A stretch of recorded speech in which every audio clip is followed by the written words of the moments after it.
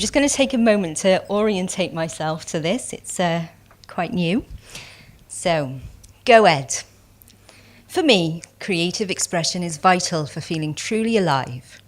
Last October, I was finding it difficult to get myself motivated. I needed a strategy for moving forward and living a more creative life. I was talking about this, and as often happens, when you share, you get ignited with thought. I thought if I could take 60 minutes of creative space a week, time in which to write, draw or make, something would happen. So I started this project, Experiments in Creative Space. It's taken me to wild places. I've learnt to look again, had good impressions, and I've had lots of creative inspiration. I wanted to make a new piece of jewellery. I was feeling a bit, after a long day at work, but I thought, no, I'm committed to this, I'm going to do it. I noticed how the practice actually changed my mood. I felt better. It was like it created a spark in my mind, a pattern that resonated, that I carried with me for time. I think this shows that creativity can sow seeds for innovation. I also think that this is a psychological process that can be a healing one. Creative space is like taking time to reconnect with yourself. I've also found that I'm becoming more productive. Once I overcome the internal resistance that I experience, creative practice is hugely enjoyable. I started writing a blog, drawing in my sketchbook, and I started to see how vital it was to be exploring for my creativity. Wild places intrigue me. I love travelling and I love seeing wild places, and I could see how the colours in the landscape were becoming so vibrant.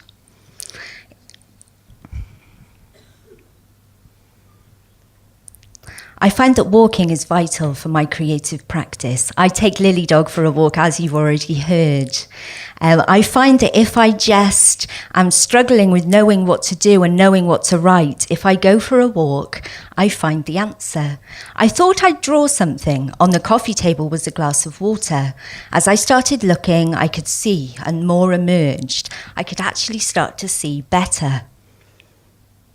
My mind felt at ease, and actually, I really enjoyed the process. For me, learning to look was about learning to let go. I wasn't making any judgment about how good or bad my drawing was. What was important was the process.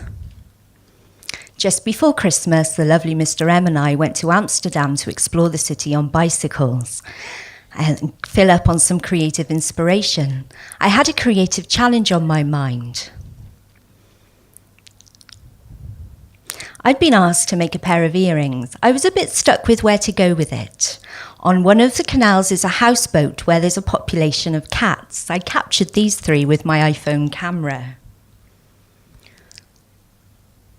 Back in my studio, it was these images that pushed my design forward. Creativity is funny that way. If you sit with a problem and just hold it in the margins of your imagination, a fix comes along. When I'm in an ordered and clutter-free space, I find that my creativity thrives differently to when I'm in a messy space. I saw that for creative productivity, I needed to tidy up. I needed to create space. I KonMari'd. Tidying made me feel gratitude for the objects that make my life beautiful. It also made me feel more peaceful. As the saying goes, tidy house, tidy mind. For me, that's true. As I've been doing this project, I've been paying more attention. It has pushed me forward creatively, and in other ways, it's brought positive changes into my life that I couldn't have imagined. It's been an undulating path. I've learnt much. Most significantly, I've learnt how really important it is to have new experiences and how exploring is so vital for my creativity to thrive.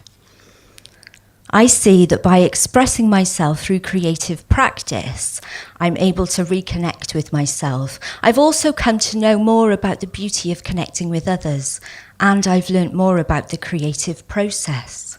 What next? For me, I'm going to carry on. But I wonder if I could inspire you to take a 60-minute creative space of your own and just see what happens.